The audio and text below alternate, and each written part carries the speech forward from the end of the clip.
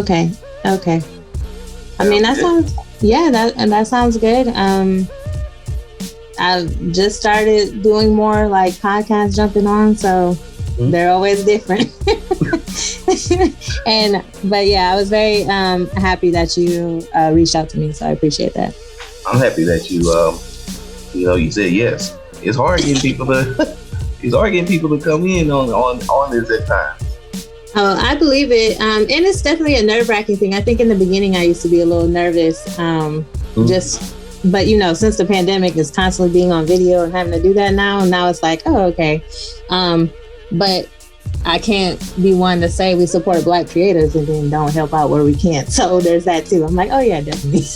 Oh, yeah. So, and one of the reasons for the podcast is because I like helping out and other Black creatives, and I don't want to just talk about the usual stuff. I want to talk about what attracted me to you was your creativity. So, if you're ready, I'm ready. Yeah. Let me change my name really quick. Hold on.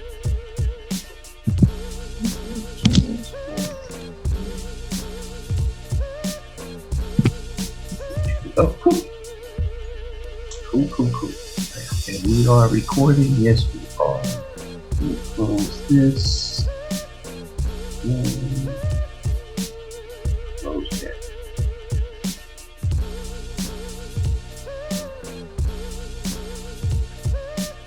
There we go. All right. Now we got a full screen. You notice how we're looking straight towards it. So, but yeah, we're good to go. Let's get started and hopefully nothing too weird will happen. Sounds good to me. But how was your day? Everything was going pretty good today. I know you said you were working remotely. What does that entail, working remotely nowadays for you? And doing the same thing I do in the office. Let's start there, which means I can literally do it from home. And that's what the pandemic has taught me. But my day to day is pretty much, I coordinate a program for students. So right now, since the semester ended, it's more of like the logistics and everything. So we can start up our summer research program, where the students will take everything they've been doing for this year and actually start conducting research with their mentor. So right now I'm just getting things in order. And then we have a new cohort coming up. So we're reviewing applications. Well, yeah, it sounds like quite the day. Let's see how my day go. Worked on some concept art, redid the website, had a bunch of Zoom calls. And then I prepared for today's episode of our podcast, the Foresight Podcast. And I guess I need to go ahead and introduce you to everybody. So if you guys don't know, welcome to the Foresight Podcast. Tried something different today. And today we're going to be talking with a young lady that I was able to meet over the internet, of course, because that's how we all meet now. Saw her art, which is a good way to say it. Well, it is. It's a form of art. I think somebody posted some of your cosplays, and that's how I first was introduced to you. And it was interesting because when I saw the cosplays, the first thing I thought was, "Oh my God!" And she has teeth growing out of her. It's kind of cute, but teeth. And then the artist in me, and see, this is what happens. Something like a cosplayer that's into the more horror side of things, they're going to do these things that are kind of very visually jarring and just Jesus. Yeah. But then the artist in me will take over, and I'll look at it and be like, "Oh my God, wait! Ooh, the craftsmanship! You can't tell nothing. You can't see a scene. Good Lord. I wonder how long that took." So it goes from one extreme to another. And you end up I ended up following you and looking at some of your pictures and just marveling at the amount of work that went into what you were putting out, and the craftsmanship, which was, in my opinion, incredible. So what I like to do for my audience is introduce them to you and give them just kind of that nice overview, hopefully. And guys, I would like you to meet Miss Trish Terrace. Hi, everybody. First and foremost, thank you so much for everything you just said. And like I said a little earlier, just reaching out to me and asking me to be on your podcast. I think that's super awesome. And likewise, love your creativity and art. So just have to say that at first. And then for everyone else who don't know who I am, I go by Trish Terrace on social media, Instagram, Facebook. My Facebook like page is Face Your Fears by Trish Terrace. As he mentioned, I do a lot of crazy, creepy monster horror type special effects. But little background information about me. I am a self-taught special effects artist. I started literally doing like toilet paper, household products and everything, Q-tips, cotton balls to make, all my special effects.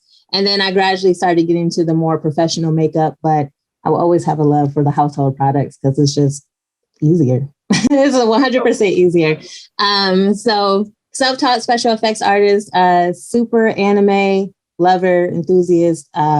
That's pretty much all I watch. And then I'll watch a few shows like, regular TV shows and everything here and there. And then I am also a co-founder for Urban Anime Lounge. It goes by UAL. And briefly, I know we'll talk more about that. It's a social community and brand dedicated to the Black geek culture experience. So that is my baby. And there's 10 of us that have founded this. So I can't wait to share more about that. And then other than that, I'm a PhD candidate, hopefully going to graduate soon, one day. And yes, I'm from Michigan and currently living in Texas. Well, it's going to be summertime in Texas soon, everywhere. So you're going to be really hot. Yeah, but so I live in West Texas, which is terrible. And if you don't know much about, wait, where are you located? You're St. Louis. St. Louis. Okay. So I love, the Midwest. That's, all the love for the Midwest. So here in West Texas, first of all, just to give you an idea, from Dallas, I'm 5 hours away. From Houston, I'm 8 hours away. So I'm like at the top. So we have more desert type weather. So it'll get really hot, but extremely cold at night. And like yesterday was freezing. Like, wow, very cold. So I don't know. Mine is weird, but we have dry heat. So that's nice. The humidity is not fun like in Houston. Well, I always joke half of St. Louis has moved down to Dallas. So Dallas is like little St. Louis now. And it's funny that you say that. When I'm in Dallas, it reminds me of downtown Detroit. Like it looks. Yeah. So it's like a weird vibe. Like they probably gonna hate me for even saying that, but I get a Midwest vibe 100% down there. I like Dallas. No, that's I can understand that because went to a convention in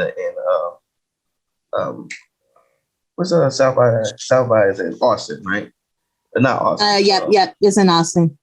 Okay, so yeah, I went to a convention in Austin and drove through Dallas. And I felt that just driving the highway, just like, wow, this feels very Midwestern. It's weird. Okay, so I knew I wasn't tripping because everybody that was with me is from all over and they just could not relate. And I'm like, no, I'm telling you, this looks like home, Lucky. But hey, it's the truth though. So hey, Dallas, you're a Midwest town, whether you like it or not. Yeah, absolutely.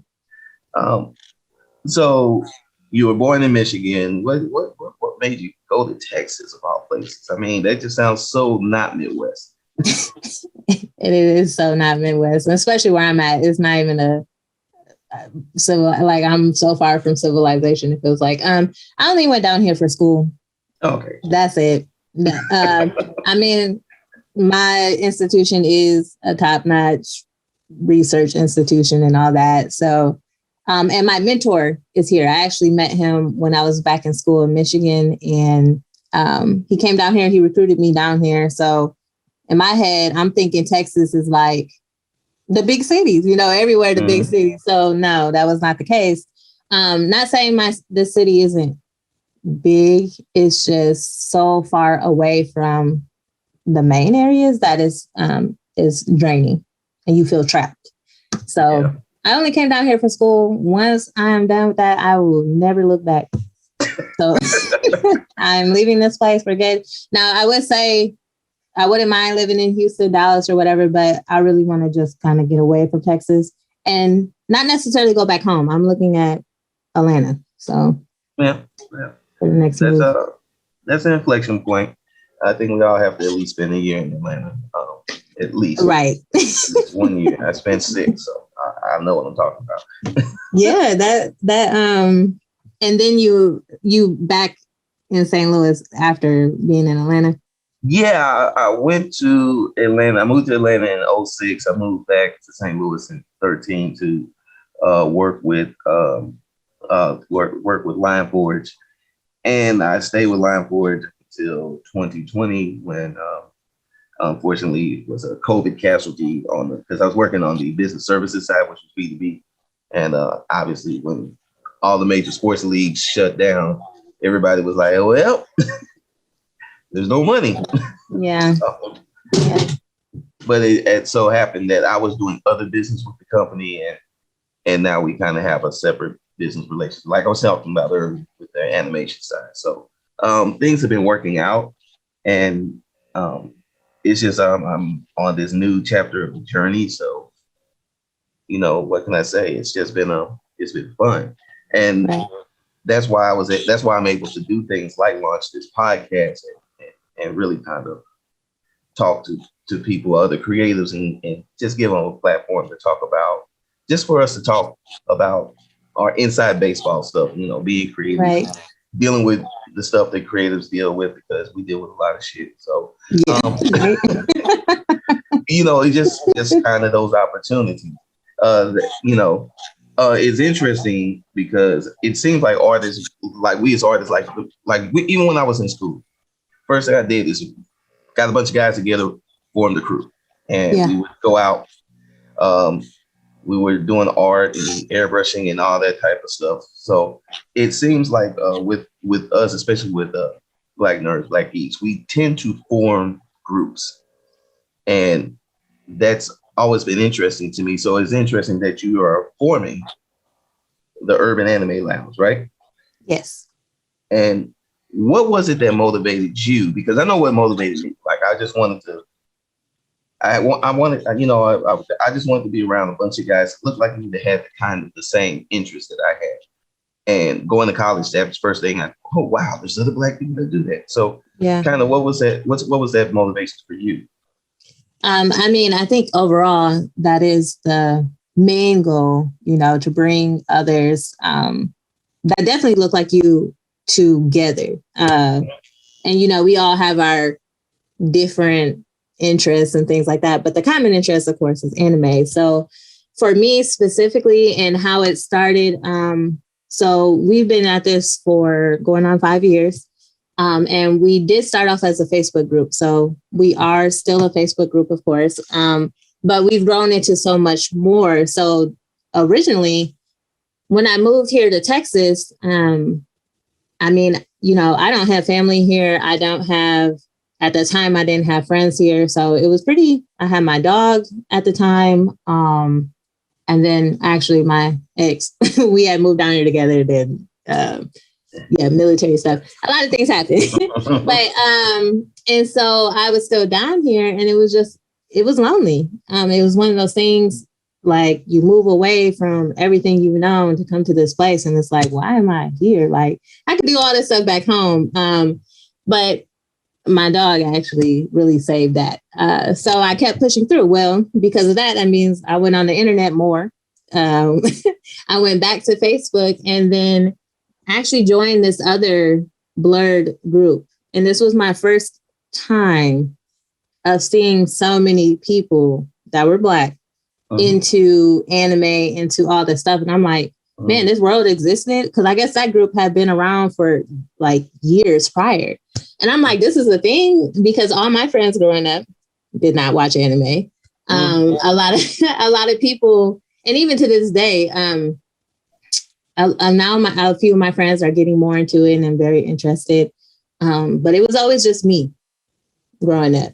And then it seems like when college started to hit, you would find more people, but that was always my fun fact. You know how they always ask you, what's an interesting thing about you? And I would literally be like, oh, I love anime, just to see who was going to be like, have that little glimmer in their eye.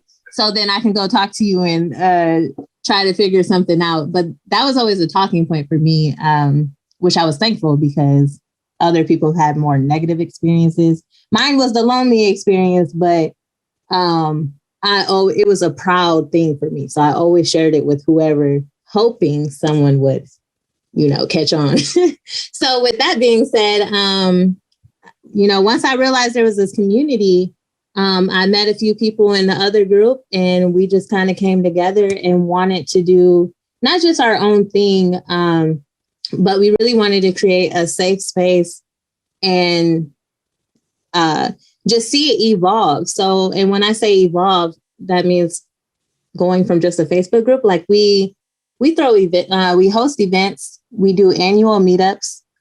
So this means that everyone, because all of our members are all over the place. So we got a large amount from New York, Atlanta, Cali, Chicago, Texas, and I'm naming states and cities because the cities, they got, they gonna have to put on for their city.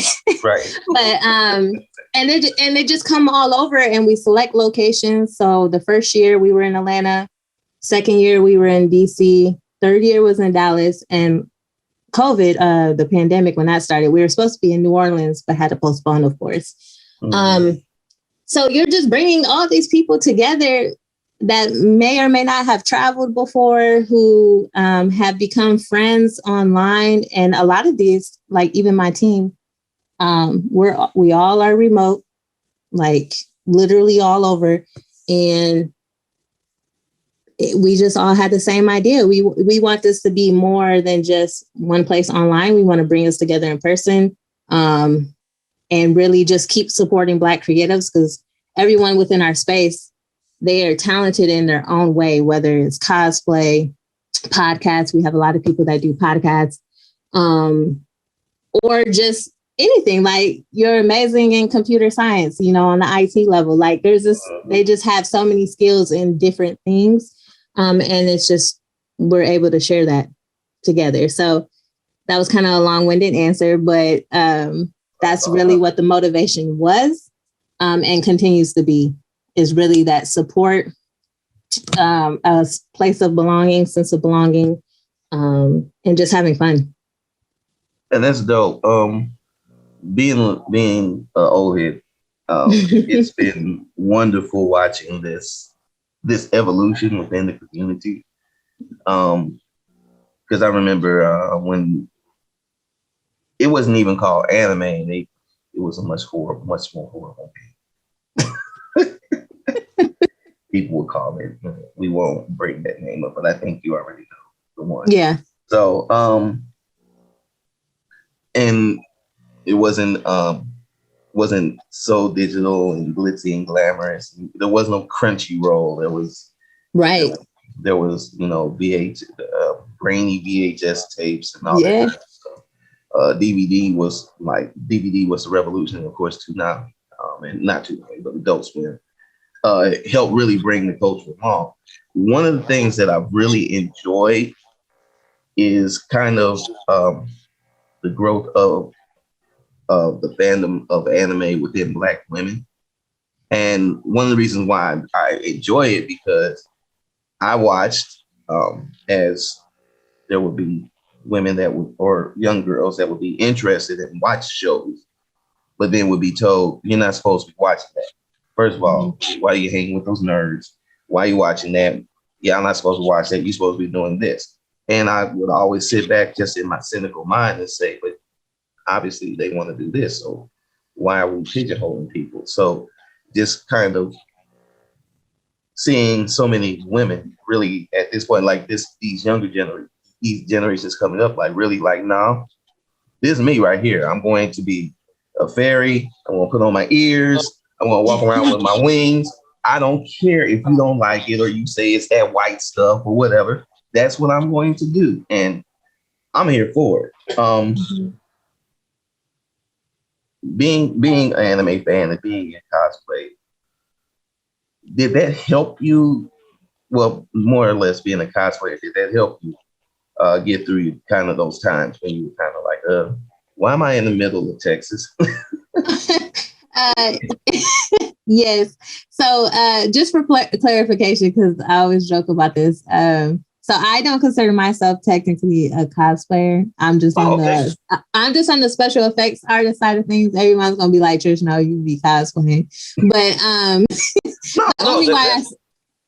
only why I say that is because I always wanted to have the focus on the visual, and then I just don't got the time because they do amazing. They do amazing things, you know, the full costumes and everything and the wigs and everything. I can't, that is already draining enough doing the makeup. So I'm like, I got to draw the line. But so cosplay though, in general, was definitely never a thing for me. Like growing up and seeing it, I would see people do this, and I never really went to conventions or anything like that growing up. So it was just, for me, was strictly watching anime and reading some manga. And I might not look like it necessarily, but I'm a little old head.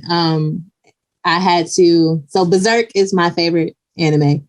Oh wow! And this is gonna take you way back. That, you know, after the anime ended and the whole crazy eclipse and everything, you know, I was distraught for life, and I would go on eBay, and then somebody actually scanned the manga on, like, you know, the little DVD thing. And I'm over here buying this on eBay to read the rest of the chapter. That's how crazy it was. So before all these, you know, the manga reader websites and everything. Yeah, I was over here getting burned CDs with manga. So that just, I just had to throw that out there so you can know I'm probably with you on that back in the day.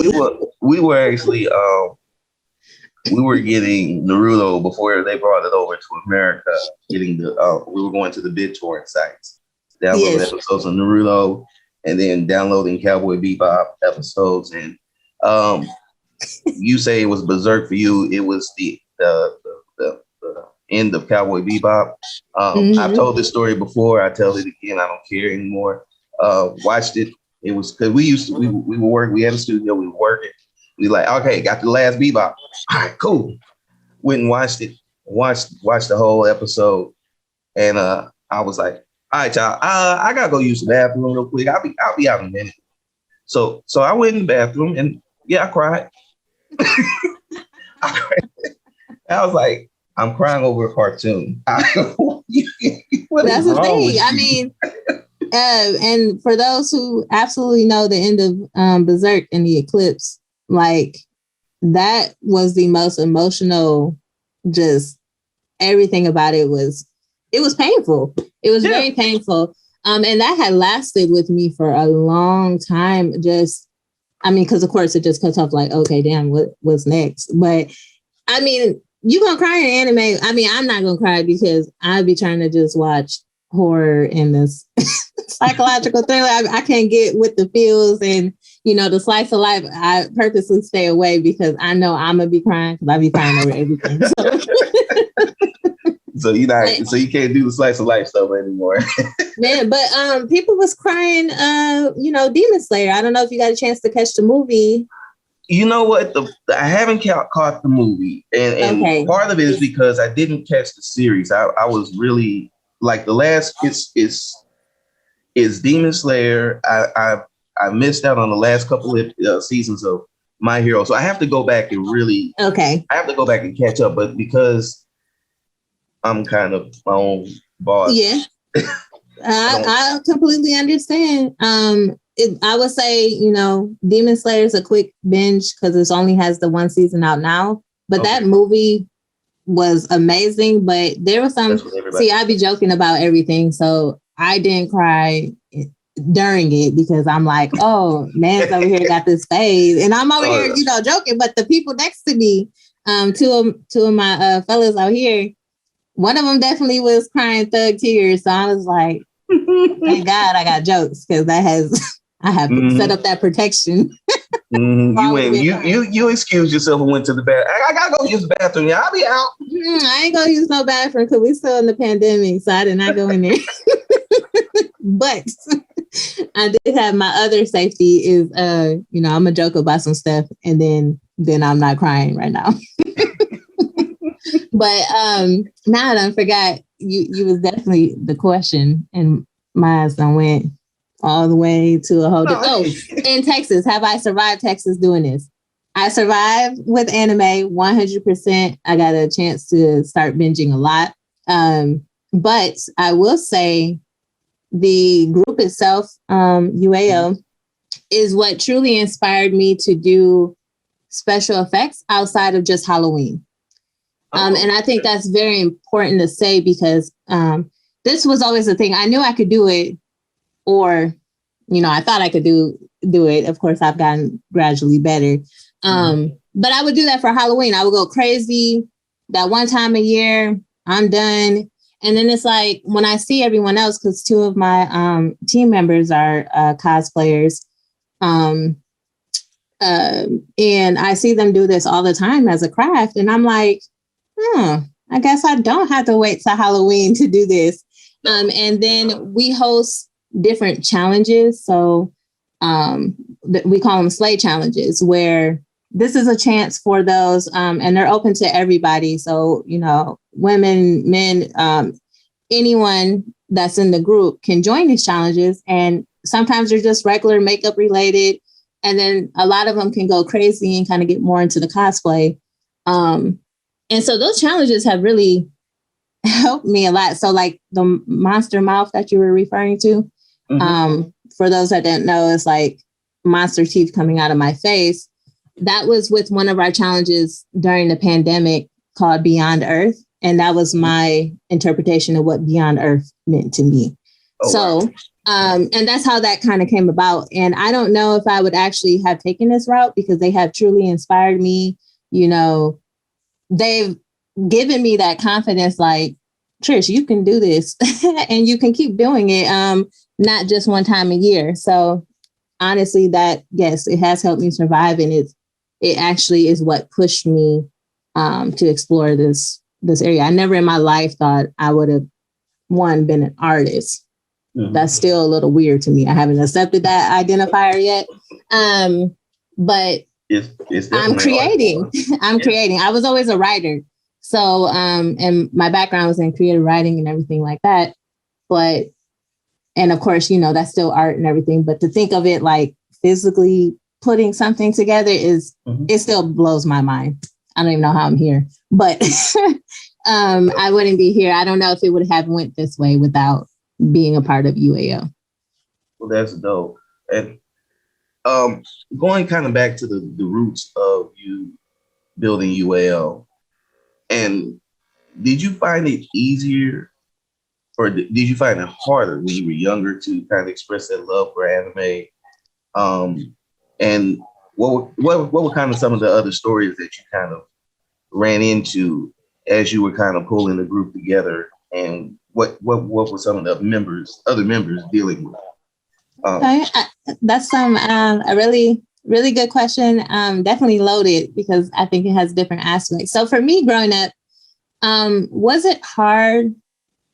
No. So my experience, and this is definitely not minimizing anyone's experience. I have been on the, I don't want to say like blessed in that way, but I didn't have to deal with getting bullied for liking anime or things of that nature. Like I said, it was just long. Like my friends, they would call me weird.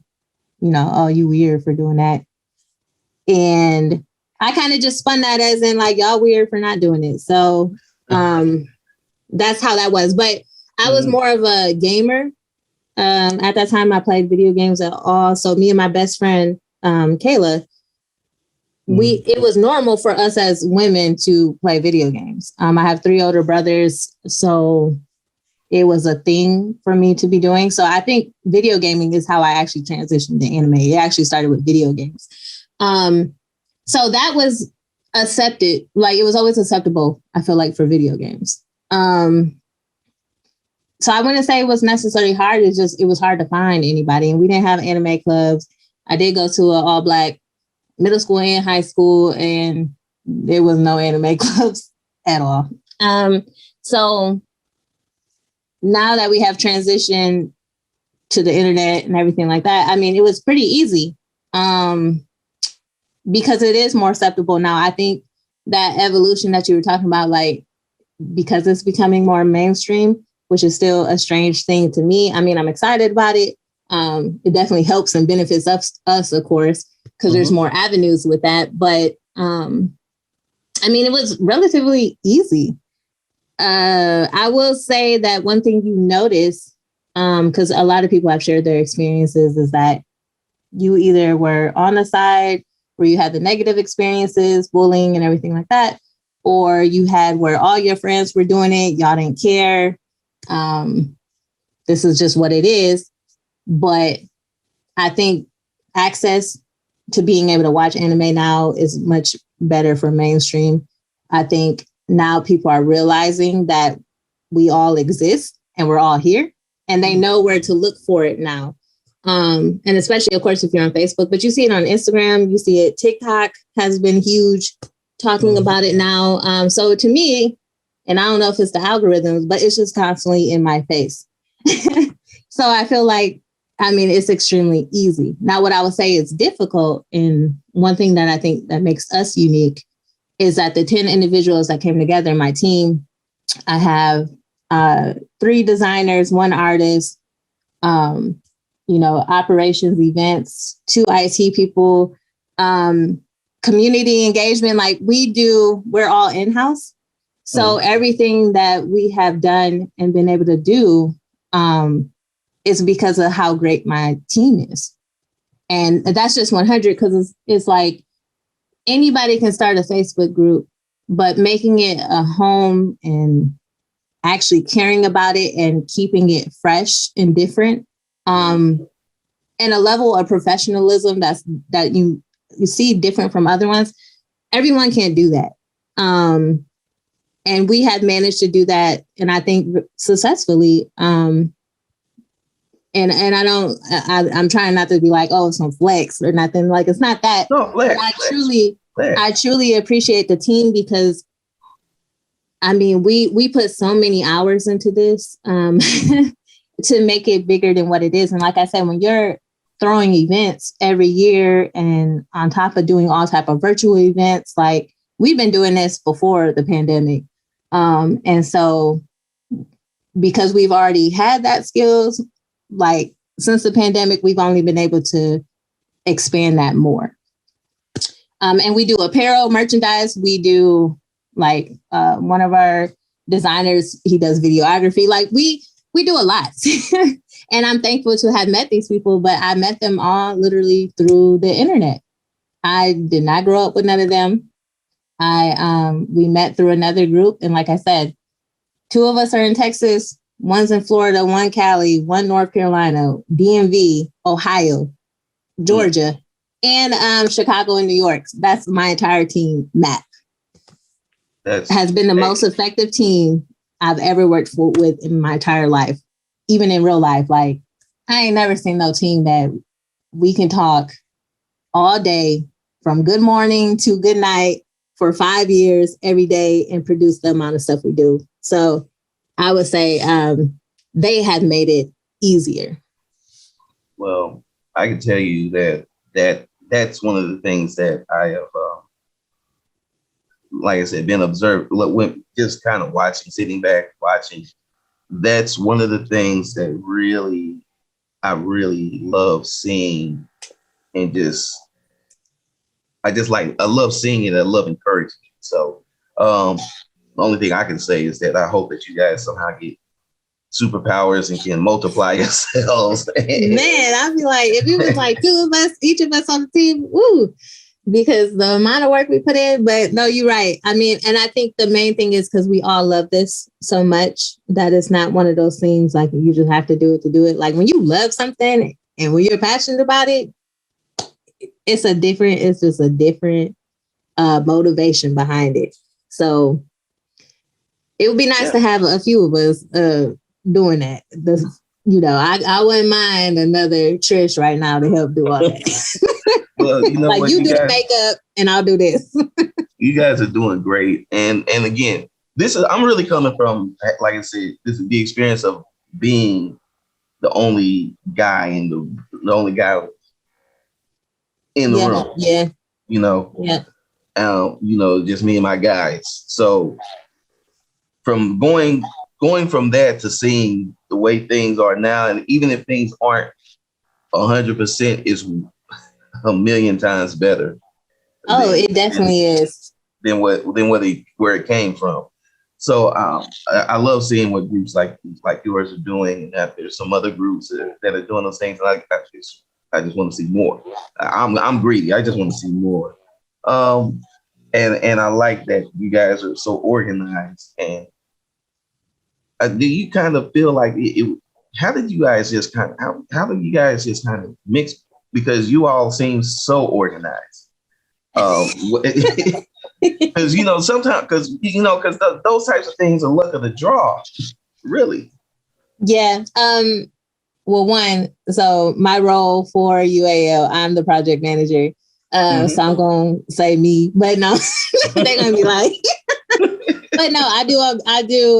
I think we have developed a system and a formula between us as far as communication, as far as like our own processes for whether it's for designs, whether it's, we're going to do this in the community piece. Everyone plays a role. So, I mean, of course, we all come together and we engage and do everything, whether it's in the group or social media aspect. But when you have your certain roles to complete, and then you have actual projects set up, then organization has to be key in communication. And I think just one, how we all came together, I selected certain individuals based on what skills level I saw. And then that's just how we've grown. So those who became part of the founders all had something very special to them and something that was needed to keep this moving. And like I said, so Jay, she's in events. I mean, she's an amazing event. Just that's like, she's the guru of that. And she, before this, does corporate events. So of course, we have someone like in her day job. So it's those things like you're building with people that this is what they do on their daily life, but let's do it towards something that we want to, end up being our own life. Like, this is the only thing I want to do. So we're working towards that. So I think that's how it came with organization. And I mean, we had monthly executive meetings, and those things be like 3 hours long. Oh, wow. But yeah, so I mean, this is probably the most I've talked about it on this level, like kind of more behind the scenes. But yes, organization is really big for us. A lot of deadlines, a lot of reminders, a lot of agendas, yeah.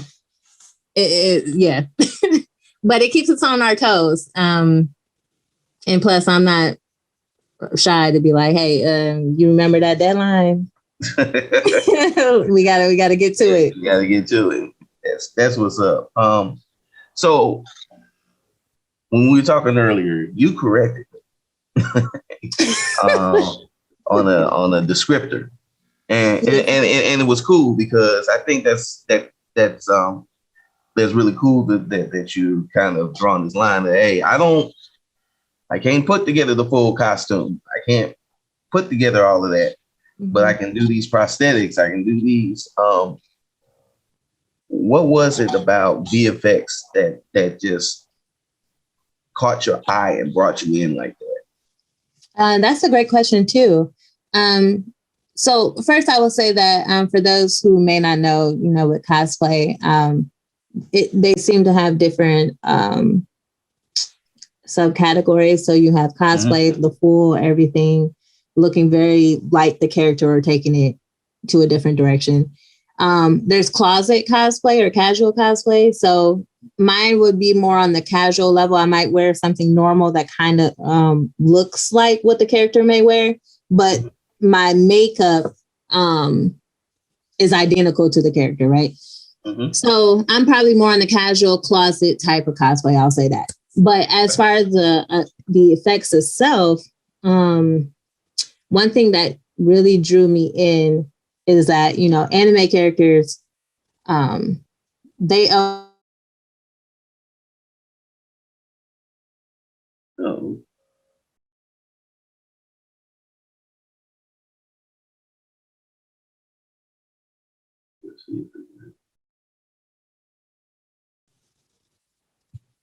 Oh, it looked like it was frozen for a second. Yeah. Yeah, was it? Oh, maybe it's my side because it said mine was unstable.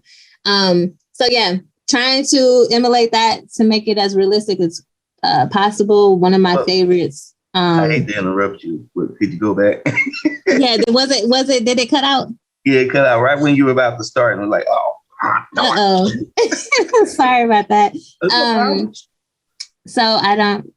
You were talking about like how anime characters were the inspiration for the VFX craze. Okay. So I don't even know what I said, but basically that the anime characters and their crazy designs, and you know all the scars and everything is what drew me in, because it was really about like, man, what would that look like in real life if this character was in person? Because you know, when you're seeing it drawn, like it's cool looking, but that shit would look very nasty in person. And I think that's what was like, oh, you should bring some of that to life. And one of my favorites where I actually started doing some characters was Dobby from My Hero. Oh, wow. And, you know, the burn skin, the staples. And I think that was my first time, like, actually start doing some anime characters. And it looked fucking disgusting. Like, I'm just gonna say that. Like, it looked disgusting, but really dope. Because it's like, yeah, everyone loves this character, loves his design. But if you saw him in person, I don't know if you're gonna just love that. And this is what, to me, is what it would look like for burned, you know, skin. I also did from Naruto, Deidara or Deidara, and you know, put a whole mouth on my hand. And it's one of those things where people, and I that's my aesthetic. People think it's very disgusting or creepy, but then, like you said, what you say, but it's kind of cute. Like people, that's my aesthetic. I like to draw that out of people because it's like, I don't know if I'm supposed to like this, but I like this. I don't. It's like a weird thing. So I really do like that aesthetic. Like that's very intentional on my end. Except for this last design I did, I just kind of went all creepy, ugly, and I kept looking at it like, there's nothing attractive about this. And I was like, I even tried to do like a cute little pose, and I'm like, there's nothing I could do to make this look any type of appealing besides, but this is the horror piece. Like, it's not supposed to look like this. I choose to do that type of aesthetic, but in reality, if I seen this thing outside, I'm out of there. Like, that's the end for me. You know, it was funny. The other day I was looking at some of your cosplays, or it's not cosplays, some of your VFX work. And then I went to you using the search feature on Instagram. And then when I was scrolling back, you know, the search will kind of like look at what's going on, and it'll kind of just start, oh, well, if you're into this, then look at this. And as soon as I go back to the search screen, I see a guy, and he works for Stan Winston. And he literally has created a animatronic wolf, and it's like it's attacking him. It's like if you don't pay attention, you're going to think the man's about to die for real. But it's actually a werewolf puppet. It just looks vicious. I'm like, oh, so now I'm gonna have all this VFX stuff. Yeah, now your timeline about to get scary. Right. The timeline's about to get really weird. It happens. I've got a artist friend, and sometimes he, if I go to his stuff, it'll really make my timeline interesting. It's like, oh no, I'm okay. So, but what I found interesting is that for you, it was anime that brought you into the world of visual effects and visual makeup. Um, but had you looked at like maybe had horror movies or even guys like Sam Winston in his school did they have any influence at all, or was it just mainly I want to make the stuff I saw in anime real? No, so I guess that goes back to Halloween. Mm-hmm. So I've done zombie looks, I've done full burn face like Freddy Krueger, I've done man, it's been a lot of them. So I've done Chucky, things of that nature. So essentially, Halloween wise, I've always picked scary things. And I think I think because a lot of people do, different icons, like horror icons, I started looking at a gap, like anime characters, like, oh, okay, I see people do it with paint, but now I'm starting to see it a little bit more, but within the last few years, I never saw anyone do more realistic versions of the characters. And so I wanted to kind of fill that gap with what I knew how to do and my love for anime. So it was bridging that. Like I have one that sometimes I sit on designs. I'll have things started and just don't finish it yet. But like I have one for Parasite, if you're familiar with that anime. Mm-hmm. And I think the coolest part that I'm excited about, and I don't know if this is like dumb, crazy or what, but I use I don't know if this is a good idea. I use real things. So like I've done like a fish hook. A lot of people, I'm sorry, I'm kind of a little overplaced because I'm trying to explain this, but people do like foam builds and everything. Like, so when you see swords and everything, some people might have real swords, but a lot of people are creating this out of foam or, other type of crafts to make this. But I like to do real things. So I have like a real fish hook that's going onto my skin. So it could be pretty dangerous. It's very sharp. I don't know if you ever did the little three prong fish hook, but that thing is sharp. So I put real knives. I have like real blades I've done and incorporated into my effects. So I don't recommend that for people because it can get pretty dangerous. Oh no, that's quite scary. I was like, wow, okay, this took a turn.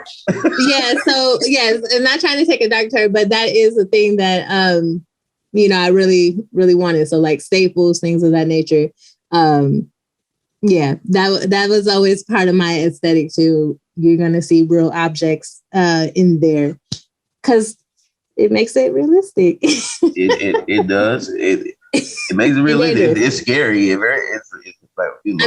I have sandpaper. I've tried to as much as I can to dull some things, but it don't always work. Like I fell asleep with the fish hook at a party. I don't know why I was sleeping on the ground, but yeah, I had it in there and it stays. So that means the work was pretty good, but that was pretty dangerous. Don't recommend that. Don't recommend. We don't recommend that, but But yeah, but I do it, Right. But that's what makes you an artist, to be honest, is that's part of the art form for you. And while I may not recommend it to everybody, if you have taken the time and trained yourself, and you kind of know the stakes. Yes. Yes. I can't tell you, oh, don't do that. I think we have to also sometimes trust people to be able to make that judgment call. Is it my thing? No, but I'm never going to tell an artist, and I know you find it funny that you're even referred to as an artist, but you are an artist, and what you do is an art form. So you can't tell an artist, oh, don't do this. Sometimes people want to do what they got to do for their art. And that's just interesting. Have you considered doing like short films or anything, or even working as a VFX artist on a set or anything like that? So that is so crazy to me. It's probably I'm always gonna be like, that's so crazy to me. But people have said, especially with this last prosthetic I just did, that actually was my first time ever making a prosthetic like that. And in general. So, and that was aluminum foil, plastic mold teeth, and latex, of course, and flour, like white flour baking stuff. So that was my first time even doing that. But a lot of people have, shared the comments like, oh my God, I can really see you doing this. Or I've had people, a few, like, because I work at a university, in their theater department, some of the actors have reached out, just wanting to kind of learn. I did go to one of the conventions here, and because they had a special effects workshop. So I got to actually talk to ones that are in horror movies, doing all type of amazing things. And so I actually can reach out to them on Instagram, like, hey, what do you think about this? Can I do this? So there's some small connections. I know it's a very, it's a dog eat dog type world. I'm going to just say that. And it's definitely very difficult. I personally don't think I'm at the place of, being on set, but people have asked me, and maybe that's just my own kind of self-doubt when it comes to that. But I think I want to get more into sculpting, and actually making full prosthetics that other people can have and wear. So I think once I really learn how to do that, then I'll probably have a more like, yeah, I can see myself doing that. But I need to learn sculpting first. I know that's something I need to learn. But if I'm able to do this just by randomly watching YouTube videos and things like that, then I'm sure I could probably do a lot more. So I'll say that. Well, the YouTube education is coming in handy for a lot of people. So it really is.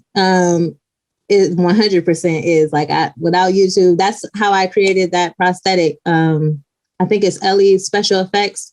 It's actually a prosthetic for Dead Space, the video game. And one of their the necromorphs like transformation.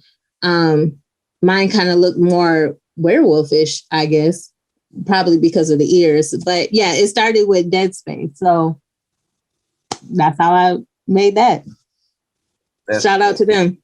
Shout out to them. That's dope. That's real dope, and it's just kind of interesting to see. Like, I don't know too many Black women that are in the VFX, the visual effects in that space in that way. You may do makeup or something like that, but wanting to do prosthetics and turn Zoe Saldana into an alien it's kind of amazing. And that's one of those dope things. And you answered a question I was going to ask you is what had people on campus, because I know you're at a full-on university, had they been reaching out to you? And it's amazing to me you guys haven't done a small film yet, because that's kind of where it happens. Yeah. One of my friends, one of my best friends, actually, she was an instructor out here in film and media. So she would tell her classes, hey, because they had to do a short film for their class. And it's like, hey, if you need some special effects, I know someone that can help. They didn't reach out, but those first years and everything, they probably too scared to be reaching out. Right. But yeah, it was put out there, and I've had people like when I met at the convention, I've had people from we have a big haunted house out here, and the owner was there, and he's like, hey, I would love for you to work for us. But at the time, it's very time consuming. So just for my special effects can take up to 5 hours easily. And one thing I'll say about me, is that all of my designs are first time designs. And I'm pretty much creating that day, and whatever happens, happens. So I don't do like the whole YouTube and everything like that because it's the first time for me. And I rarely go back and do that design over. I would love to do that, but I don't know if I've just kind of created my own type of aesthetic. I do first time everything. It takes so long because it could be anywhere from 2 hours and 5 hours, but I have a good estimate now based on what is requiring me. If it's going to be like a scar, not going to take so long. A prosthetic build, yeah, it's probably going to take, because even though I did the monster mouth way in advance, putting that thing on and doing more makeup still took 5 hours. And I'm like, I'm thirsty. I can't drink nothing because the thing is covering my mouth. And I'm just like, okay, why do I do this when I really did not have to? It was for Black Fae Day. Those who don't know, it's just been this big thing where everyone has dressed up as some type of fairy, elf, fantastical type creature, just to push that Black representation in fantasy. So everyone looked beautiful. They're in flowers and glitter. And I'm like, I'm about to do the craziest monster I've ever done. and I don't know why I had to choose this time to do that, but that's what inspired me. And that's how we got here.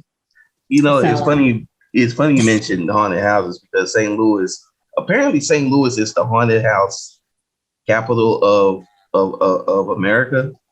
And not just haunted houses in the sense of, well, we are the home of the Exorcist, but actually as a business, we, for whatever reason, haunted houses are a huge business here. From Johnny Broxton and all the haunted houses, and to the point where now the owners are still trying to basically figure out how they can do Halloween all year long. Because and I would love that.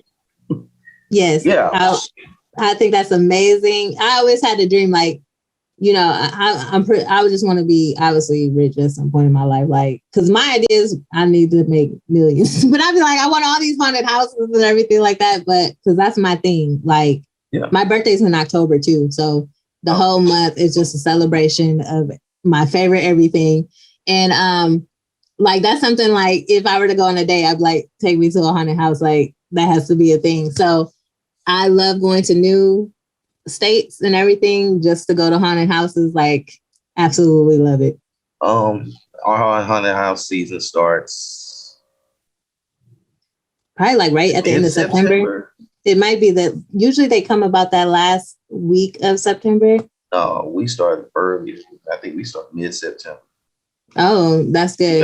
Because it's kind of going to be weird because last year was the pandemic and it threw everything off. Yeah.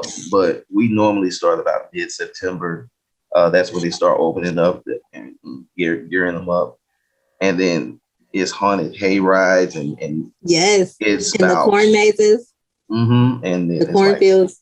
Like 5 or 6, maybe we may be up to 10 mansions. And then I knew the year before in 2019 they actually had a I think it was a horror-based circus that came to town, and they basically were just here for like almost a month. So this is kind of like I said, this is our here in SEL. That's our thing, and like you said, go on a date. That's the universal date. The lines are always.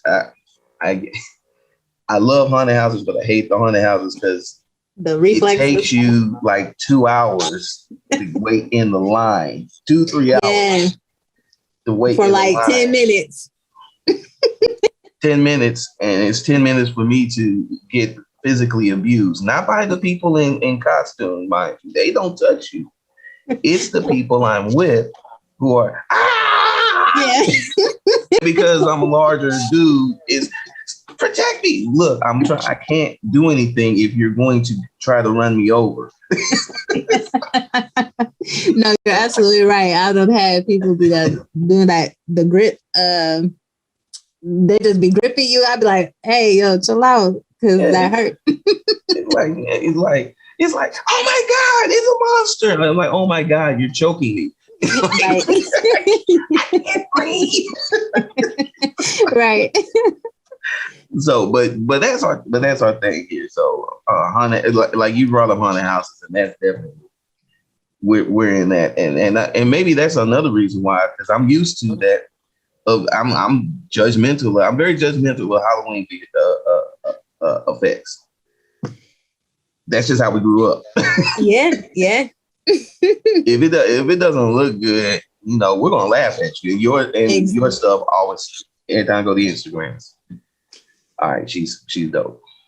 Thank you. I mean, I do really, really appreciate that, because I'd be judging sometimes like, dang, why they do that like that? And it, and I don't mean to say that like in a mean way, because there's a lot of things I'm like, why did I do that like that? Like they could have been done so much better. But of course, a lot of things that I notice other people are not going to notice. So that's the joys of being on the other side, because it's like, oh yeah, I would never do that part. How I did that, would never do that again like that. Right. Well, and art's experimental, so we're always going to experiment. So Absolutely. So this is what we're going to do. We're going to take a quick break, and then we're going to come back and we're going to talk about a few more subjects and get to know you even more, Trish. So let's take a break. It's Foresight Podcast, and we'll be right back. Hey, what's up, fam? DKG72 here, and I wanted to talk to you guys about Patreon. If you know, at the end of every video, I always ask you guys to head over to Patreon, pick a tier, and choose, and your monthly donations help us, the studio, create more and more great content for you guys to watch and listen to and read and enjoy. This month, I just added on a new tier, which is our $15 Foresight Gang tier. Gang. I always wanted to do that in the video. Anyway, with the $15 Foresight Gang tier, you're going to get 15% off the merch store on foresightstudio.com. You also get the Foresight Podcast 1 week ahead of its drop date. You also get a free black and white pinup downloadable that you can download every month. And yeah, it's just a cool tier. Now, there are the other tiers, like there's the $5 tier, there's the $10 tier, where you get like 5% off, 10% off. And then there's the $20 tier, in which you get a whopping 25% off. So head over to patreon.com, DKG72 Comics, and check out all the tiers and figure out which one works for you. And just remember, the $15 tier and the $20 tier, you'll get the Foresight Podcast 1 week ahead of its drop date. All right, guys, it's your boy DKG72, and I'm out. Peace. Yo, what up, fam? Not gonna hold you guys long. We're gonna get right back to the video. I just wanted to take the minute to talk to you about the Black Love Chronicles coloring book. If you guys don't know, I have created a new coloring book through Foresight Publishing. The Black Love Chronicles is an adult coloring book. It is basically a bunch of romance comic book covers created with brand new, up-to-date situations that we all are going to be involved in our love lives at some point, probably. So definitely go check that out. I think you guys will enjoy it. And the link is in the description. Go hit that up, and back to the video. Do you need to reimagine your love? Relax and set your mind free with the Black Love Chronicles coloring book from Foresight Publishing. Color in the spaces of love, lust, commitment, and embrace true passion with the Black Love Chronicles, available on Amazon. Get your copy and recolor your happiness today. All right, and we're back. Now we were just talking off air. Well, on air, but off air. But we were just talking about people. We were talking about black people and their uncanny attractions. Not only I'm gonna combine these two, our uncanny attraction to anime, but also to horror. For you, what started your attraction to anime and horror? Like the genre horror, like anime horror, or like just in general, my attraction to horror? Two separate ones, yeah. Okay. Anime and horror. But then if it's horror anime and it's one, then that kind of sums it up. Just look at it like that too. So my love for horror has literally been since I can remember. And that's partially because my parents took me to go see Halloween, like when I was 2 or something, because they didn't know what it was about. And I don't know how that happened, but so it has been a thing for me since I've been a child. And obviously, I mean, I love my parents to death, and I'm thankful they weren't one of those very strict, always watching what I'm watching, like rated R. They kind of let me do whatever. So I'm over here watching all types of horror movies, reading, Goosebumps, R.L. Stine, Fear Street, had all of those. And then I'm reading Stephen King, actually in elementary, like 6th grade at that point. So I remember crying about the Green Mile. Hold on. You're in 6th grade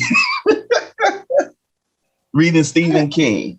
Yeah, so my degrees is in creative writing. Like that was, I just knew I was going to be the next Stephen King. Like that was going to be my goal in life. And I never felt.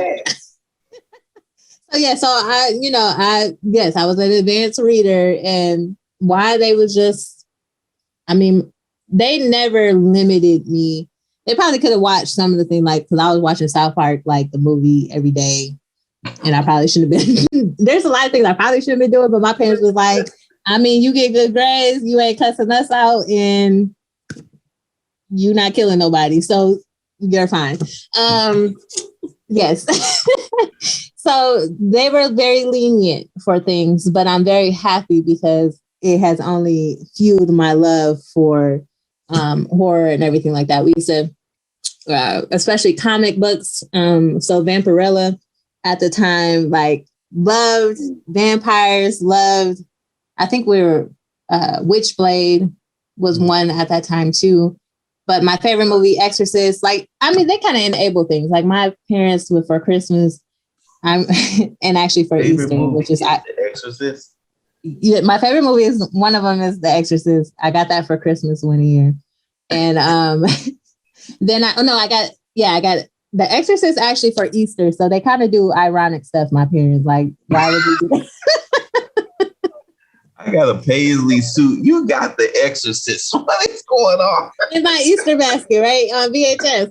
So that's just kind of show you how my life has been. And then when for Halloween, even my mom would tell these stories. She was like, yeah, you always wanted to be something scary, even growing up. Like, I'm trying to dress you up as a mouse, and you're like, I want to be a dead mouse or something. It was. So I think it's just always been a thing. Oh. And you grew up in the Midwest, so you already know how this was going to go. So she's a dead mouse. Right. What is going on here? She want to be a dead mermaid.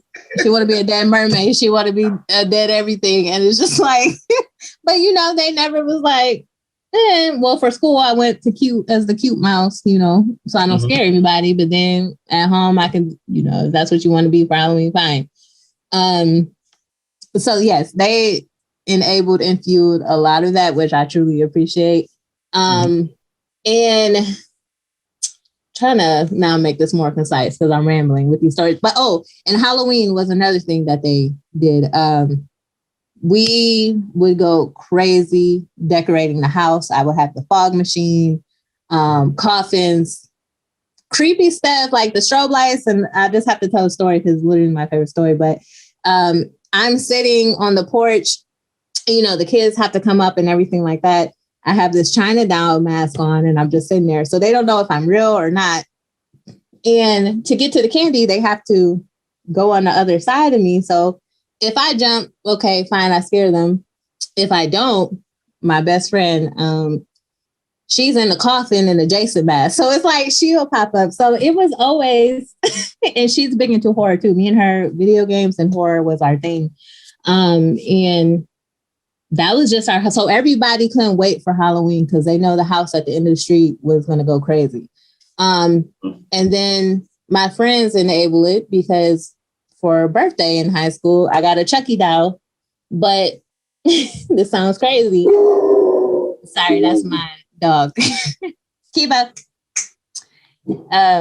Thank you. I got a Chucky doll that was in a black garbage bag left on the porch, and he has like happy birthday ribbon in his hair. So that's, again, how it's always been a thing for me. And I still have that doll. Kids freaked out over it. It's a favorite talking piece, but I love that thing. And Chucky is one of my favorites. So that's how that has started. Horror has been a part of my life, and it seems to always go into every genre of mine, which anime, my favorite type is anything horror. I like shonen, of course, with them fighting, but I be wanting people to get slashed and then die, like, and stay dead. So this sounds bad, I know, but no, it doesn't. And you know why it doesn't sound that bad?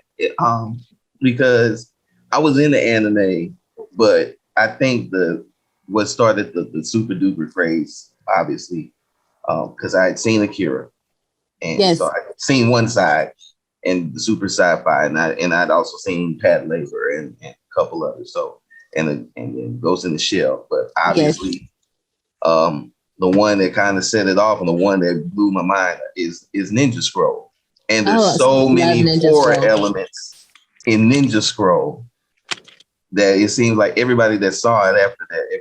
Did you see that Ninja Scroll? Did you see when the snake out? Yeah. Yes, I know.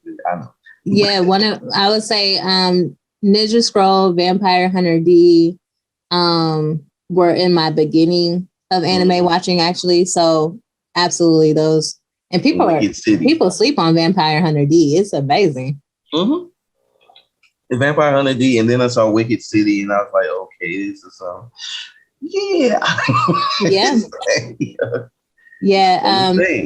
one of my really good friends in UAL, her name is Victoria, and so we do like anime discussions weekly, and we style it like a university setting. So people are like watching this for homework, you come to class and discuss, which now that is new as far as like being able to come together as a collective and talk about one thing like weekly. And she is big into the dark side of things when it comes to horror and gore and everything. So she started the Dark Arts Academy. So it's like UAL Dark Arts Academy. And then we cover all the horror genre, psychological thrillers, dark historical anime. And we have those weekly discussions. And then in October, she hosts a Halloween movie challenge, like a 31 days.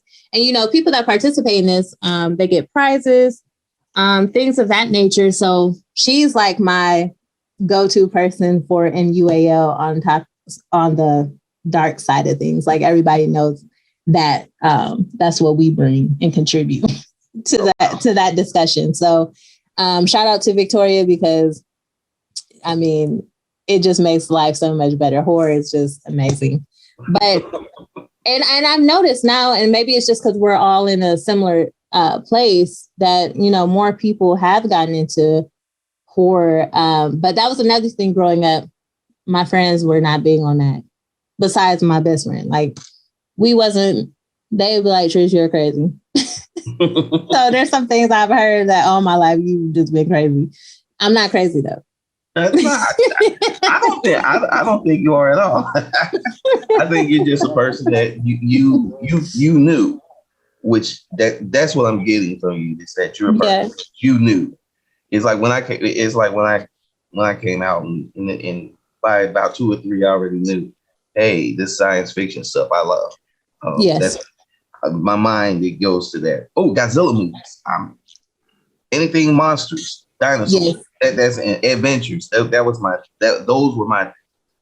So when you just know, and then you just gravitate into those worlds. And absolutely, and I guess that just makes us who we are, because people pick up on it. So like my boss, I actually have a very supportive boss, and I bring little things into my office so it's not like too scary.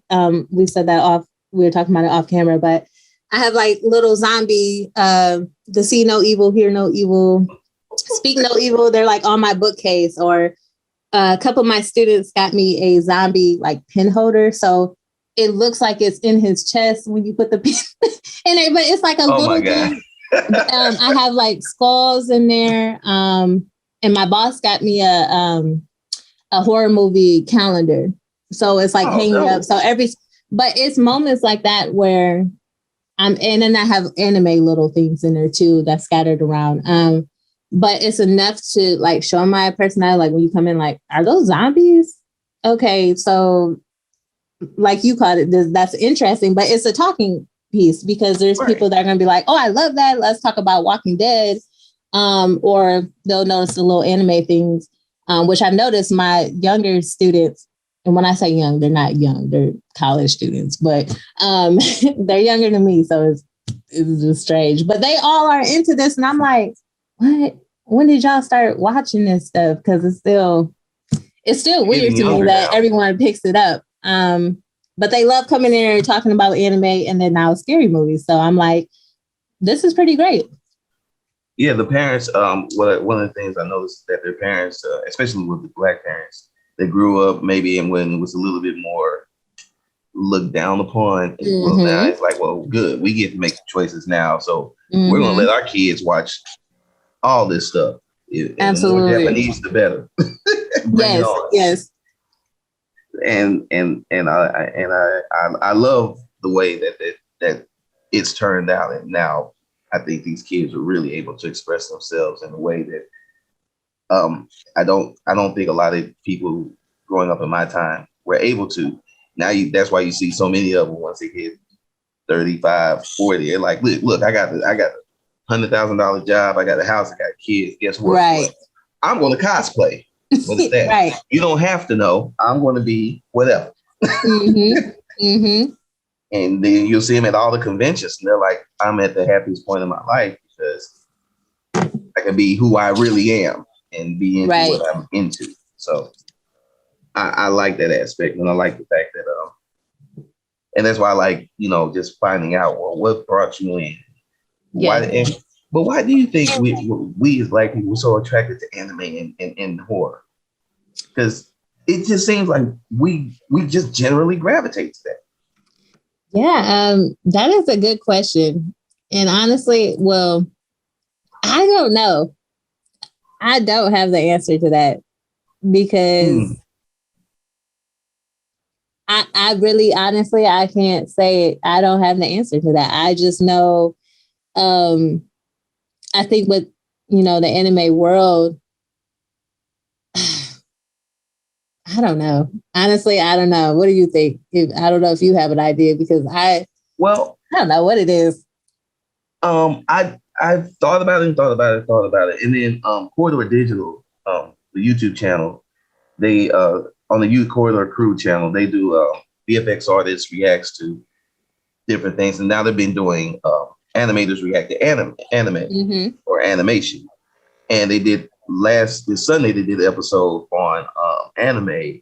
And the animator that they had, he's worked for Pixar and everything like that. He said something that really kind of resonated with me. He said, anime doesn't worry about being perfect in the art.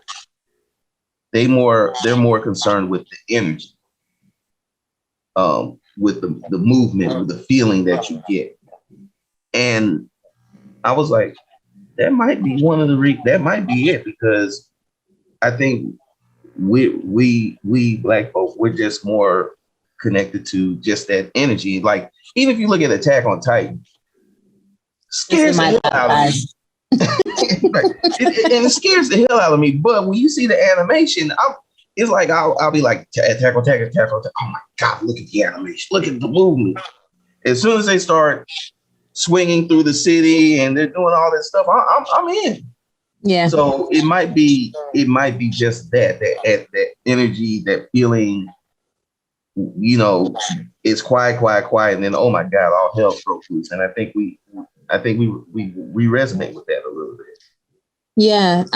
Well, first, Attack on Titan is in my top 5. I absolutely love it, and been sad that Sunday is not, it's we on break until the next season comes. So I don't know if you're caught up with it, but yes, we're on a season break right now. But I think along with that, just immersing yourself into a fantasy world, like it takes that pressure off of, real life, everything that's going on. And you can it's like an escape, So I'll add that to why I think it's just attractive in general, because, and there's so many genres, like from sports to the slice of life, shonen, everything that you're going to be able to find, romance, even the ecchi fan service type things. There's going to be things that you're going to find that you're just going to like. So I'll add that, to escape that reality. And it's just, I don't know, who don't want to be a ninja? Like, who don't want to be this type of thing? I don't know. Like, I know I do. So, who doesn't want to just chop somebody? Yeah, I would be the one that definitely about to kill somebody. But and I love watching like the guys on YouTube where they're doing they're doing the parodies, and that, like, they talk about how fast people move in anime, and they're like, I didn't even see him move. It's like, I didn't. Right. You just see a line. Absolutely. Yeah. And it's the parodies have been hilarious. And people reacting to the anime when they come out. Just have to shout out another one. Shout out to Reanimated. They're one of my favorites. They're actually in the group. I met them in the group. And they do, anime reactions. And it's just a funny thing. Like, I'm watching y'all watch anime, but it's like funny. and that's how it is with all reactions. So shout out to them. But everyone's doing it. And I also want to say, before going onto Facebook and doing the whole blurred groups, Supreme Dreams, RDC World on YouTube, they were my first real introduction to like Black people and anime, and like, we gonna put this into the world. I swear they was the first ones to do this. And I mean, it was just one of those things where I started noticing, like, because you watch it from the beginning, and I'm like, man, this is hilarious, and this is literally everything that we be thinking. I swear to God, it is. And so I think when they started going into the YouTube world and making it known, that it just helped, push that narrative. Like, there's really more of us out here doing this. Yeah, and then their ability to tie into regular life, like that whole connections that they were making, and I was just like, that one, okay, here we go. Absolutely, right. They even have a skit about the great CVS Walgreens war that I thought only me, myself, and my friends had noticed. It's like, every time you see Walgreens, the CVS right across the street. They got it all. And we actually have been working with them. They're super down to earth. We have been working with them for a few years now. They actually came to one of our meetups in Dallas.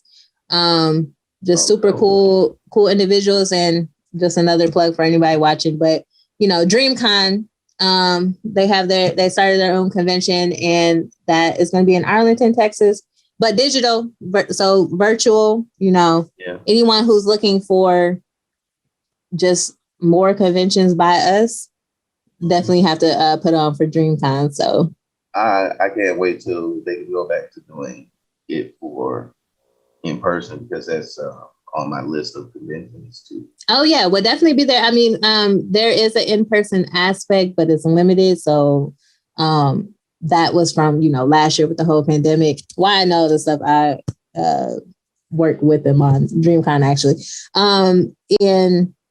But for the years on, it will be in Arlington, Texas. So definitely come, because I would love to meet you in person. Because I would definitely be there for probably the next 5 years as we're set up for going on with that. But their first one, it was just so much fun, and it's just crazy to see how everything has evolved. So DreamCon, definitely have that on the list for conventions. Oh yeah, that's on the list, and I'm glad that they're still doing it. And because you always have to question now because of the pandemic. It's not because anything else, but you just like, okay, who made it out? Who didn't make it out? Exactly. You know? Because it was rough. It was rough, and it definitely hit a lot of conventions hard. Yeah, it was. It's one of those things. So, will you be showing off your artistry as a VFX makeup artist at DreamCon or at any convention? No. Why not? No. So when we go to conventions, I go as Urban Anime Lounge. And one thing, your work. Yeah. So one thing we do that's different because, you know, obviously we have lounge in our name. So we like to bring the lounge experience to conventions. So we actually, right before pandemic, we did it at QuirkCon, we did it at DreamCon, and we would have done it at BlurredCon, but that had that got cut. If you don't know, BlurredCon is in DC, and that's a huge convention for obviously us as well. So we bring the lounge, or the idea of the lounge is we would have, you know, game systems, you know, other type of things that you can kind of chill out from the convention, you know, the busyness and craziness, and come into the lounge, chill, have more one-on-ones, talking to people who's in there. And that's kind of what we bring to conventions. So instead of doing like booths, we bring an actual lounge. So we cut off areas, and then people can kind of come in, get water. You know, we always have goodies for them, things of that nature, and then get to talk to us and then head on out. So you got to kick it in the lounge. And we want to do more of that, which is, you know, on our thing, but of course, as everybody, pandemic. But yeah, we bring the lounge to the con. So that's what we do. So I don't do the special effects there. Maybe sometime in the future, or a panel. A panel would probably be the best. Well, best thing for that. Panels are always great. Panels are always good. All the things I miss. Right? Definitely. But we're getting kind of on track. Very kind of. We're still in a pandemic, though. People need to remember that. Yeah, and I want us to get back on track because I want to get back out east. And I want to start to go. Last year was supposed to be the year I was going to go attend all the conventions, and then so I'm really amped about getting back out and doing that type of thing. So right, I definitely can't wait, and definitely want to visit Arlington and just kick it with you guys and yeah, it would be so much fun. Like. I'm excited. Yeah. Well, next year though, next year is definitely next year definitely that's the goal. I'm looking forward to next year. And you know, we talked about a lot of things, and we kind of touched on your artistry and as a VFX artist, and just some of the things. Like, it's really wild that you use actual stuff like fish hooks. Yes. Are there any other kind of like quirks to your art that you like to incorporate besides, you know, real stuff? I would say the major quirk is the aesthetic. Because it's funny because I'm very intentional with that it's so, and I think it's a weird thing to, or not weird thing. Well, depending on how I describe it, can be a weird thing. So first I'll say that the safer way is that within horror, there is beauty, right? And I like to bring that out. I think even with like the monster design, you know, wearing certain necklaces, or there's like an elegance to it, but then it's like your whole face is literally a monster face. Like, it's a weird dynamic to get your brain. I hope this is a good, but like a mind fuck, right? That's really what it comes down to. And I think that's my favorite part about the artistry. And especially like I've had people in the comments, and this is not no flex or anything, but if I have dead skin falling off and they're like, oh my God, I don't know if I'm supposed to like this or not. Like, this is attractive, but like, now I'm like, yeah, you like dead people. So, and then now you're questioning your entire life. Like, what is going on here? There's something still attracted about that, but very creepy. And I think that's my favorite piece about it. And I don't know if that's like torture or anything, but it now makes you think differently of something that you would be very disgusted by, but it's like, but wait a minute. Yeah, Now you're questioning your whole life. Yeah, you know, it's funny they glory in creating an existential crisis. Yes, because now you're like, oh, now I feel like I'm disgusted with myself now. I don't know why. You know, some people, they never just like, you know what? I've been wanting to watch the tentacles anyway, so let me go try that now. you might just open them up to right. But I also my last design was out of my comfort zone simply because I do keep it more safe. Not super horror, because I mean, people, let's be real, people are afraid of things like this too. So it's one of those, if you're not expecting it, like, and you just pop up on it, it's like, oh my God, like, now I'm scared, boom, a follow. I don't want something where, not that I'm worried about the follows in that aspect, but I'm worried that some things are very gruesome that I don't want to just trigger that kind of response. Like, I'm afraid of spiders. If I see a spider or something, I'm unfollowing them just because I feel like they disrespected me. And they don't got nothing to do with me, but I'm like instantly. So I can imagine some people would probably feel that way. So I kind of try to do teasers, at least to kind of give a heads up that something crazy is about to happen. Because my page is, even though it's Trish Terrors, it's not, there's 100% only horror related at times. So, you know, I just try to, I think people know enough about me that they're going to expect that, but I have been safe with my designs.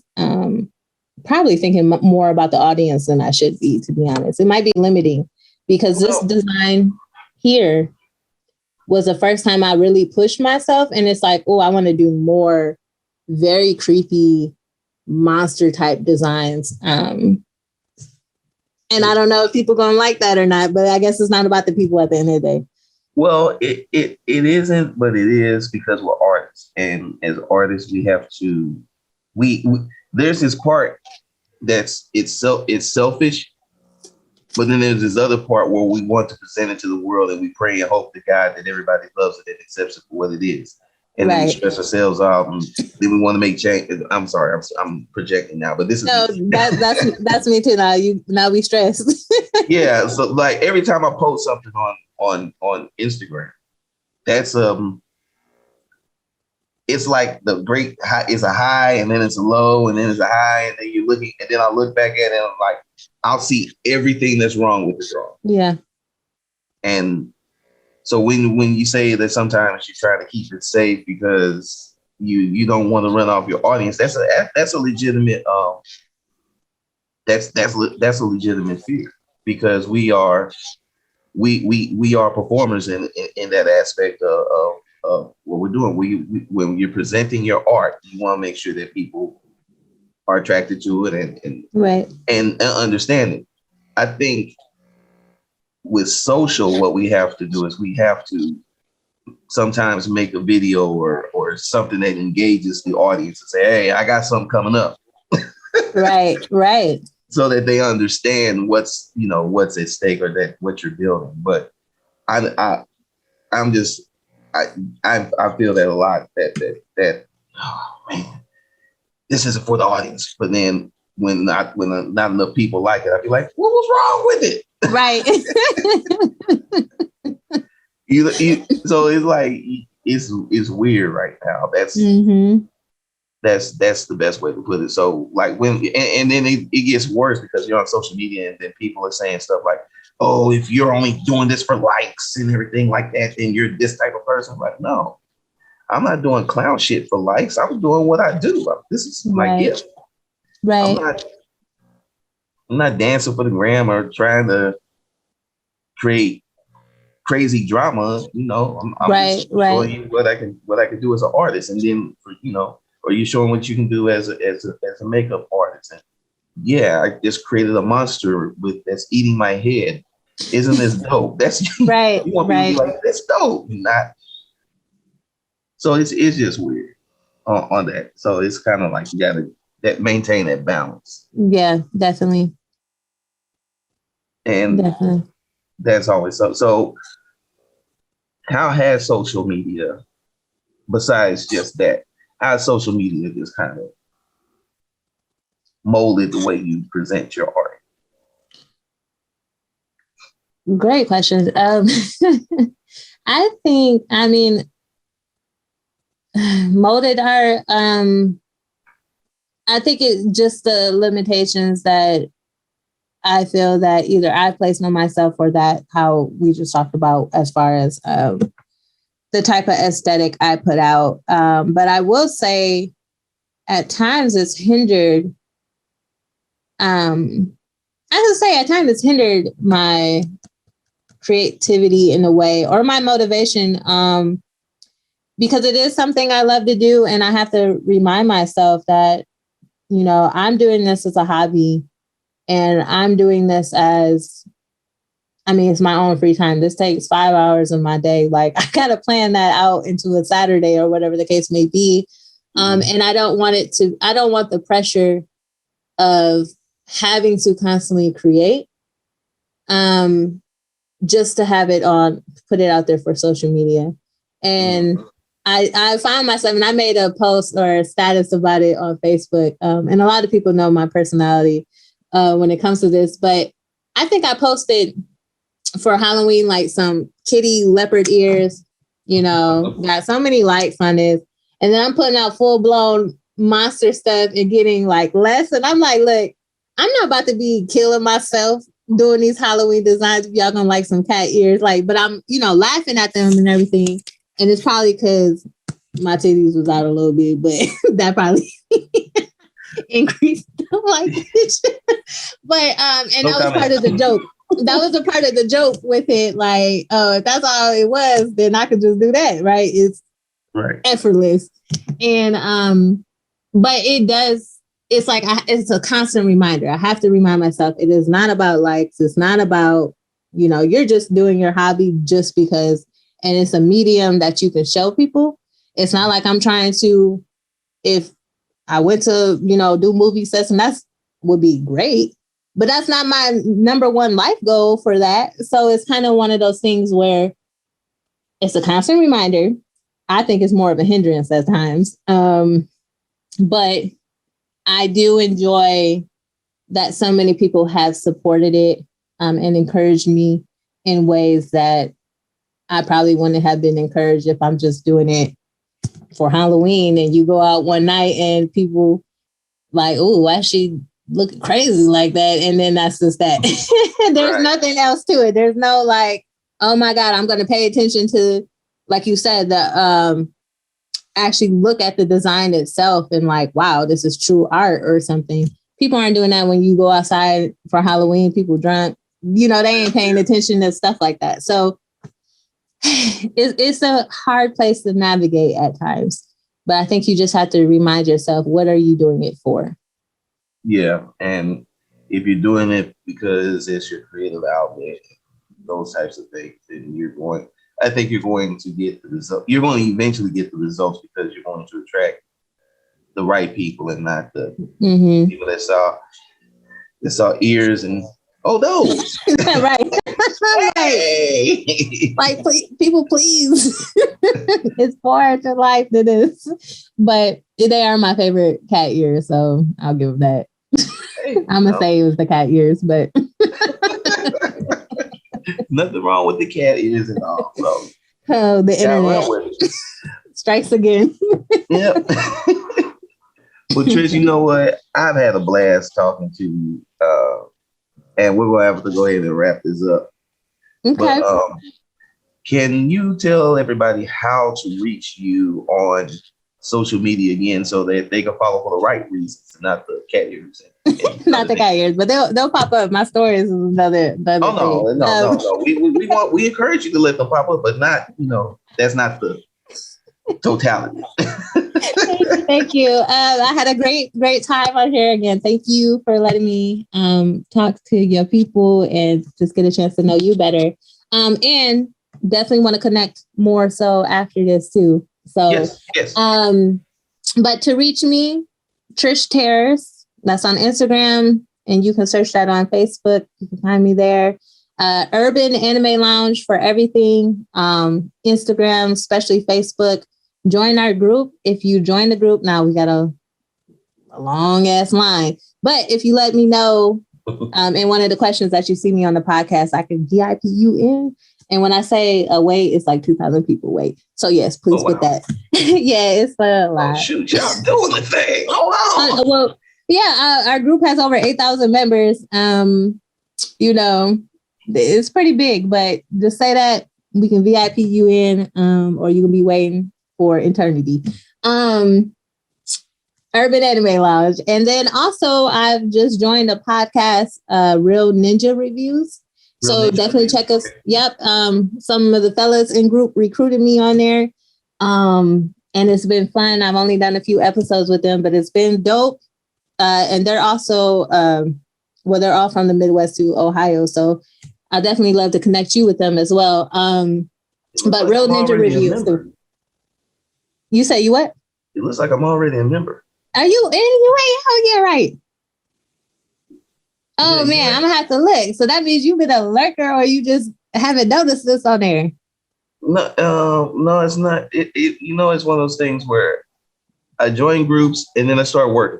Yeah. And then it's like, if it pops up, it pops up. Okay, well, that means I'm going to be tagging this stuff now. Please do. Because that's... And then we're going to drop this video in there. Oh, excuse me. Not me burping on the thing, Lord. Oh, no, you're good. That needs to get cut. How we cut just that out? See, I'm a fool. I be fooling all the time. Perfect. But yes, Urban Anime Lounge. Check out Real Ninja Reviews and then Trish Terrace. Okay. I will definitely do that. I had a blast. It has been fun. Anytime I can laugh it up with the fellow people is always a joy. Yeah, my only option with you guys is to invite people. You say you got like 2,000 on the wait list. Yeah, listen, but we get new mods for the group, so they're gonna help us with that because when I say I don't be looking at that thing, I do other things. I can't be looking at that wait list. And like I normally try to post or participate, but honestly, it's okay. I'm gonna be tagging you now because now you on the radar. So yeah, please do. Because I want to participate more. It's just sometimes you guys gotta tag me in because. Oh yeah, like I was working. Yeah, we definitely tag. Especially once I know, like I need to make a discussion post for Odd Taxi. That's a new one that came out. But anything that especially if I know that you like sci-fi and stuff, I'd be like, oh yeah, I remember David like this. Boop, just a quick tag. It's that easy. But that's how you make a community. That's how you make a family. Yeah, and I'm glad I actually got in there. So I will be much more active.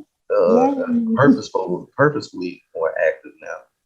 And then definitely check out our website. We got the gear. See some shirt down here from one of our artists. But we have it all. So whatever we can help with. Perfect. Well, Trish, again, thank you for taking time out to be on the podcast. Thank you. Spend some time with the family. Hopefully, especially now you posted in there, guys can, just get out all over the world and more people definitely will listen to these goofy podcasts. And also definitely want to have you on again, just because we're going to be doing not just interview style, but just subject-based topics. Yeah, absolutely. And definitely want to have your opinion because I tell you already, you're going to come with it. Oh yeah, just let me know what I could. I kind of was a little more reserved, but if you want to argue and do all that, I'm here. Hey, arguments are fine. I try to avoid them now because I've heard every argument, and I only do them now. I only do certain things now just to get stuff. If I'm feeling like having fun, if I'm at when the shows start back up. I am just going to start the Superman versus Batman argument, not because I actually have a dog in the race. I don't care less. They both but they're so much fun just to watch the passion. And you just see people go red face, and they're like, "You're not talking." I don't have to anymore. You guys are right. So I'm only going to do that because I'm gonna be happy to be back at the convention. But so guys, please, if you want to get a hold of Trish, definitely reach out to her on Instagram. Definitely get on the wait list to join the Urban Anime Lounge. Look up the website. But VIP though, you will be on the wait list. So definitely get on there and definitely let her know. Get a chance to let them know that you saw her on the podcast. And hey, I'm here. So as you know, we were gone for a couple weeks, but now we're back and we're going to be dropping more episodes. One, back on a Friday schedule. So you guys know the drill. Instagram and Twitter at DKG72. The YouTube channels, David Gordon 72, DKG 72. That's the YouTube channel. Foresight Podcast Network is our YouTube channel for a podcast, and the Foresight Studio YouTube channel, where hopefully at some point we're going to start putting up finished content. Also, you guys, if you do want to support the channel, we've got the links to the Patreon. That's DKG72 Comics. Please go over there, pick a tier, and that helps the channel. Links are in the description below to all the books that we put out, coloring books, graphic novels, notebooks, journals, the whole 9 yards. You know where it's at, in the description below. Affiliate link helps us out too. I think I'll run out of breath from selling stuff now. And we're going to go ahead and close this out. It's your boy DKG72. Once again, Trish, thank you so much. Thank you. It's Foresight Podcast, and we will holler at you guys later. Hi, everybody.